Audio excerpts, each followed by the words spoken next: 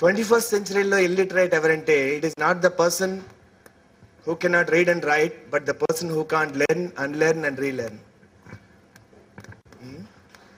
More than learning, we need unlearning. Well, మనం చాలా మంది విషయాలు చెప్పారు. ఇదన్నీ విన్న తర్వాత మన అందరికీ తెలిసింది ఏంటంటే we need to change. మరి చేంజ్ అంటే ఏంటో ఒకసారి మనం చూద్దాం ఇక్కడ. Is it video coming? What this organization desperately needs is change.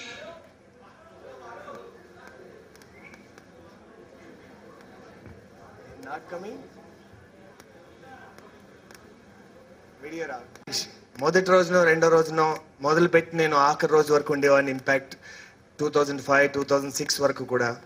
So 7, 8 వచ్చే వరకు ఇది చాలా పెద్ద ఆర్గనైజేషన్ అయింది. సో ఎలా అయితే పార్టిసిపెంట్స్ దీంట్లో రావాలని ఎక్కువ ఆసక్తి చూపిస్తున్నారు, ట్రైనర్స్ కూడా అలా ఇందులో నా పేరు ఉండాలి.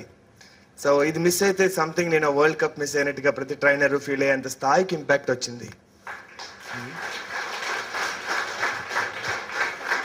And I really would be more happy if newcomers come, because వాళ్ళందరికీ ఒక సీనియర్ ఆటగాడికి పెద్ద ప్రూవ్ చేసుకోవడానికి ఏముండదు, కానీ కొత్తగా వచ్చిన ఆటగాడికి ప్రూవ్ చేసుకోవాల్సింది చాలా ఉంటుంది.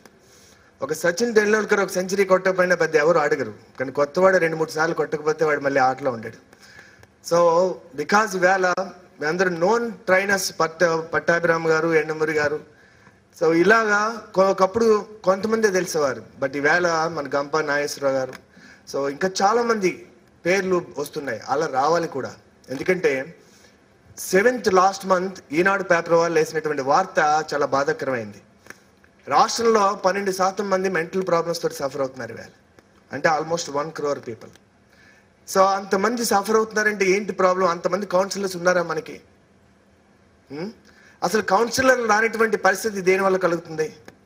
మన ఎడ్యుకేషన్ సిస్టంలో వచ్చిన మార్పు వల్లే ఈ యొక్క రాష్ట్రంలో కానీ దేశంలో కానీ మానవ చరిత్రలో కానీ మార్పు వస్తుంది. ఎందుకంటే ఈవేళ మనం దేశంలో దేంట్లో నెంబర్ 1లో ఉన్నాం? కరప్షన్లో నెంబర్ 1, హార్ట్ అటాక్స్లో నెంబర్ 1, డయాబెటీస్లో నెంబర్ 1, హెచ్ఐవిలో నెంబర్ 2, అందులో కూడా త్వరలో నెంబర్ 1 అవ్వచ్చు. కానీ మనం మానవ వనరులు, హ్యూమన్ రిసోర్స్లో మాత్రం 134వ స్థానంలో ఉన్నాం ప్రపంచంలో. మనకంటే చిన్నవైన దేశాలు బంగ్లాదేశ్ లాంటివి కూడా మనకంటే ముందున్నాయి.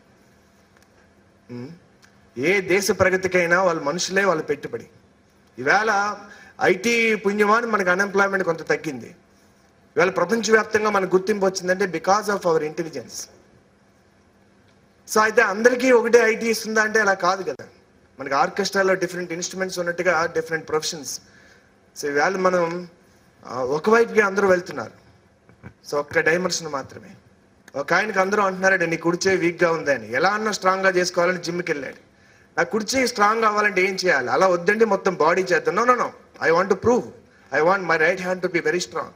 సరే మీ కర్మాన్ని ఆయన ఎక్సర్సైజ్లు చెప్పాడు. 6 నెలలకు ఆయన ఆర్నాల్డ్ స్క్రవెనెగ్గర్ లాగా కండలు వచ్చినాయి. ఒక చేయి మాత్రమే, మిగతా శరీరం నార్మల్గా ఉంది. వీళ్ళని ఏమంటారు? Today our education system is like that. Only 1 dimension we are looking at. ఒక చేపను నువ్వు చెట్టెక్కడం ద్వారా మాత్రమే నువ్వు జీనియస్ అని చెప్తే అది జీవితాంతం నేను మొద్దుననే నమ్ముతుంది. అది దాని క్యాపబిలిటీ వేరు. ఇవాళ మల్టిపుల్ ఇంటెలిజెన్సెస్ అన్నారు. ఇవాళ మన అందరికీ తెలుసు సచిన్ టెండూల్కర్ 10th క్లాస్లో ఫెయిల్. మరి ఆయన లైఫ్లో ఫెయిలా? ఇవాళ మహారాష్ట్రలో 10th క్లాస్ సిలబస్లో సచిన్ టెండూల్కర్ యొక్క జీవితం ఒక గుణపాఠంగా, ఒక విజయ పాఠంగా చేర్చబడింది అది. సో ఇవాళ శ్రీనివాస రామానుజం మ్యాథమెటిక్స్లో జీనియస్. ఆయన బర్త్డేని మ్యాథ్స్ డే కింద సెలబ్రేట్ చేసుకుంటాం. కానీ ఆయనకి మ్యాథ్స్లో మాత్రమే 100, మిగతా సబ్జెక్ట్లో 0. మరి according to today's education Srinivasa Ramanujam utter failure అయ్యింది వాడు. అంటే మరి why we call him genius? అంటే దేర్ ఇస్ జీనియస్. ప్రతి ఒక్కరికి కూడా ఒక్కొక్క దాంట్లో జీనియస్ ఉంటుంది. మల్టిపుల్ ఇంటెలిజెన్సెస్ అని హార్వర్డ్ గార్డ్నర్ అనే ఆయన తన పరిశోధనలో చెప్పాడు. Logical intelligence, mathematical intelligence, linguistic intelligence, musical intelligence, kinesthetic intelligence, natural intelligence, pictoric intelligence, spiritual intelligence, moral intelligence, interpersonal intelligence, intrapersonal intelligence. ఇలా 10లో మినిమం 3-4 ప్రతి ఒక్కరికి ఉంటాయి. మీరు గూగుల్లో వెళ్ళి మల్టిపుల్ ఇంటెలిజెన్స్ టెస్ట్ అంటే ఫ్రీ టెస్ట్ దొరుకుతుంది మీకు. సో నేను పలానా దాంట్లో రావట్లేదు, అది ఎలా అన్నా ప్రూవ్ చేయాలనుకుంటే జీవితంలో అతిపెద్ద టైం వేస్ట్ ఏంటంటే మీరు చేయక్కర్లేని పనిని మీరు చాలా బాగా చేసేయడం. The best waste of time waste in life is doing something very well which you should not be doing at all.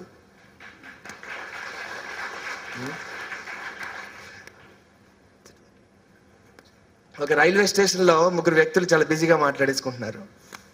So సినిమాల గురించో, క్రికెట్ గురించి, రాజకీయాల గురించి ఎంత బిజీగా ఉన్నారంటే వాళ్ళు ఎక్కాల్సిన ట్రైన్ కదిలిపోవడం కూడా చూసుకోలేదు. ఒక ఆయన చూసి ట్రైన్ వెళ్ళిపోతుంది అన్నట్టు ముగ్గురు పరిగెట్టారు. ఇద్దరు పట్టుకున్నారు, ఒక బోగి, మరొకరు ఒక బోగి. మూడో ఆయన పట్టుకోలేకపోయాడు. సో ఈయన చూసి స్టేషన్ మాస్టర్ ఏం బాధపడకండి సార్, నేను చూసాను వాళ్ళిద్దరు యంగ్ పీపుల్, అదే హైదరాబాద్ కుర్రాళ్ళు ఈజీగా పట్టుకుంటారు. సో మీరంత యంగ్ కాదు, ప్లస్ చేతిలో లగేజ్ ఉంది, నెక్స్ట్ 1 hourలో మరో ట్రైన్ ఉంది, మీరు కూడా అక్కడికి వెళ్ళొచ్చు. నా బాధ అది కాదండి, వాళ్ళు యాక్చువల్గా నాకు సెండ్ ఆఫ్ ఇద్దామని స్టేషన్కి వచ్చారు. లాస్ట్ మినిట్ హడావుల్లో వాళ్ళు ఎక్కేసి వెళ్ళిపోయారు. చాలా మందికి ఎంగేజ్లో ఏం చేయాలో తెలియదు.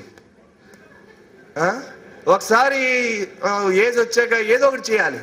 ఏదో ఒకటి చేయాలంటే ఏదో ఒక జాబ్ దొరుకుతుంది. ఏదో ఒక జాబ్ దొరికితే స్కిల్ పెంచుకోవాలి. ఏదో ఒక స్కిల్ పెంచుకుంటే ఎంతో కొంత శాలరీ వస్తుంది. ఎంతో కొంత శాలరీ వస్తే సమాజం గుర్తిస్తుంది, వీడికి పిల్లని ఇవ్వచ్చు, ఇప్పుడు పెళ్ళి అవుతుంది. 6 నెలలు హనీమూన్, చాలా హ్యాపీగా ఉంటాడు. తర్వాత మూన్ ఉంటుంది కానీ హనీ వెళ్ళిపోతుంది, ఖర్చులు పెరుగుతాయి కదా. ఈ లోపల 1 year అయ్యేటప్పుడు ఇంకో బోనస్ వస్తుంది, సురేష్ వస్తాడు. సో ఒక్కడితో చాలు మంచి చదివించుకుందాం అంటే మిగతా అందరూ అడుగుతారు రెండో కూడా ఇప్పుడు. ఒకడు చాలు నాకంటే మానసిక సమస్యలు వస్తాయి, ఒకడైతే ఇద్దరు ఉండాలి. వాడికి వస్తాయో తెలియదు కానీ ఇద్దరిని పెంచి గ్యారంటీగా వస్తాయి. ఇవాళ పేరెంట్ అంటే పేరెంట్ అనమాట, రెంట్ పే చేయాలి పిల్లల్ని పెంచాలంటే. సో ఇప్పుడు ఖర్చు పెరిగింది, ఇన్కమ్ పెరగలా. ఇప్పుడు పర్సనాలిటీ డెవలప్మెంట్కి వెళ్దామా, ఏ బుక్ చదువుదాం, ఈ నెట్వర్క్ మార్కెటింగ్, అది మొత్తం మీద 100 రకాల ప్రయత్నాలు పెడతాడు.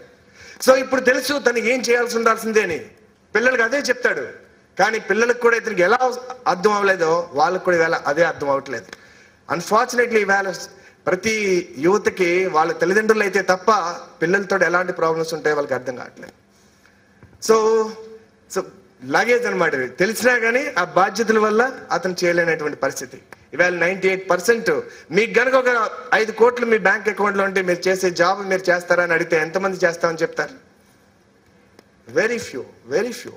Maybe 1-2% say yes, I would like to do.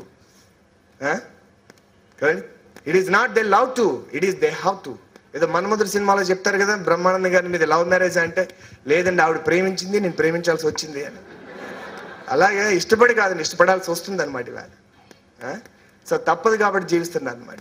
ఇవాళ అందరూ చెప్తారు బీ హ్యాపీ, ఆనందంగా ఉండని చెప్తారు. మరి ఎవరు హ్యాపీగా ఉన్నారు? చిన్నపిల్లలు రోజుకి 300 నుంచి 400 సార్లు నవ్వుతారట. పెరిగే పిల్లలు 17 సార్లు నవ్వుతున్నారట. ఒకసారి పెళ్ళయ్యాక పిల్లలు వచ్చాక ఫోటోగ్రాఫర్ గుర్తు చేయాల్సి వస్తుంది, స్మైల్ ప్లీజ్ అని. ఫర్గాటన్ లాంగ్వేజ్ అయిపోయింది అది. సో అడిగింది ఎవరు హ్యాపీగా ఉన్నారు? స్టూడెంట్ హ్యాపీగా ఉన్నాడా? జాబ్ వచ్చిన వాళ్ళు హ్యాపీగా ఉన్నారా? పెళ్ళైన వాళ్ళు, పిల్లలు వచ్చాక పిల్లలు ఉన్న వాళ్ళు పెరిగి సెటిల్ అయ్యాక వాళ్ళు పెరిగిన వాళ్ళు, రిటైర్ అయిన వాళ్ళు, ఓల్డ్ ఏజ్ హోమ్కి వెళ్ళాక ఓల్డ్ ఏజ్ హోమ్లో అడగండి ఆర్ యూ హ్యాపీ? పాత రోజులే చాలా బెటర్ అండి అంటాడు. మరి ఎవరైనా హ్యాపీగా జీవిస్తున్నారు? ఒకవేళ ఓల్డ్ ఏజ్ లో వాళ్ళని వెళ్ళి మీరు మీ లైఫ్ తిరిగిస్తే ఎలా జీవించారో అలాగే జీవిస్తారా, మరోలా జీవిస్తారంటే డెఫినెట్లీ ఇలా మాత్రం జీవించరు అంటాడు. కానీ వాళ్ళకి అవకాశం లేదు. There is a good news, మనకు అవకాశం ఉంది. ఎందుకంటే మనం ఓల్డ్ ఏజ్ హోమ్లో లేము, మన ఏజ్ ఇంకా 90 కాదు. అండ్ వాళ్ళకి ఈ వయసులో ఇలాంటి ఇంపాక్ట్ క్లాసులు లేవు. సో తిరిగి మనం ఓల్డ్ ఏజ్లో బాధపడకుండా ఉండాలంటే అప్పుడు ఏం చేస్తే ఆనందంగా ఉంటామో ఇప్పుడు ఆలోచించాలి. బేసికల్లీ దే డూ 4 mistakes అట. సో వాళ్ళని అడిగితే ఫస్ట్ మిస్టేక్ ఏం చెప్తారంటే, we never lived our life happily, we always postponed, after this, after car, after home, after job, after this. And ఇక్కడ దాకా వచ్చేసాం. That is the first mistake. అందుకే Jesus అంటాడు, seek for the kingdom of God and all else will be added to you అని. First ఆనందంగా ఉండి నీకు అన్ని దొరుకుతాయి. And only people like children can enter in to the kingdom of God. చిన్నపిల్లలు లాంటి వాళ్ళు మాత్రమే దేవుని రాజ్యంలో ప్రవేశించగలరు. ఎలా ఉంటారండి చిన్నపిల్లలు? ఎప్పుడు చిన్నపిల్లలు హ్యాపీగా నవ్వుతూ ఉండేవాళ్ళు ఎర్రగడ్డ మెంటల్ హాస్పిటల్లో ఉంటారండి. చిన్నపిల్లలు ఏ పని చేస్తే ఆ పనిలో లీనం అవుతారు. ఒక బొమ్మ గీస్తే పూర్తిగా అందులో లీనం అవుతారు. ఒక ఆట ఆడితే అందులో లీనం అవుతారు. ఏడిస్తే కూడా 100% ఏడుస్తారు. అందుకే అంత ముద్దుగా ఉంటారు వాళ్ళు. ఏ పని చేసినా పూర్తిగా లీనం అవడం అనేది చిన్నపిల్లల స్థితి.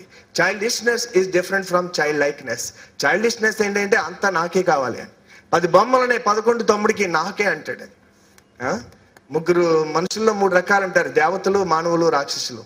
దేవతలు ఎవరంటే నా జీవితం నాదే, దేవతలు ఎవరంటే నీదే, నాది కూడా మీదే. ఇప్పుడు మన స్వామీజీ ఉన్నారు, మీ లైఫ్ మీదే, మా లైఫ్ కూడా మీదే.